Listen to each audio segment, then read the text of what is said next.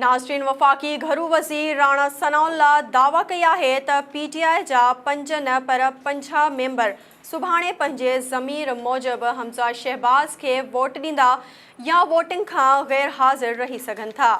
इस्लामाबाद में मीडिया सां ॻाल्हाईंदे राणा सनाउल्लाह चयो त चौधरी परवेज़ इलाही वटि पंजाब असेंबली जो क़ाइदेवान बणिजण जो न त हक़ आहे ऐं न ई सलाहियत आहे। इम्कान आहे त PTI जा कुझु माण्हू परवेज़ इलाही खे वोट न ॾींदा।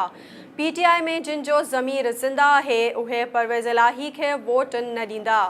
राणा सनाउल्लाह चयो त इमरान ख़ान पाण मेंबरनि जी ख़रीदो फ़रोख़्त में मुलविस आहे। हर कंहिं सां सियासी राब्ता कयूं पिया। हू PTI जी प्रोपेगंडा खे मुकमल रद्द करे थो। सुभाणे असां पंहिंजे सियासी ऑप्शन खे मुकमल तौर ते साम्हूं आणींदासीं। सियासी शऊर जे बुनियाद ते मां सम्झां थो त PTI जा 5 न 50 माण्हू सम्झनि था ही ग़लति थी रहियो आहे। इहे सुभाणे पंहिंजे वोट जो हक़ इस्तेमाल करे सघनि था या गैर हाज़िर रही सघनि था।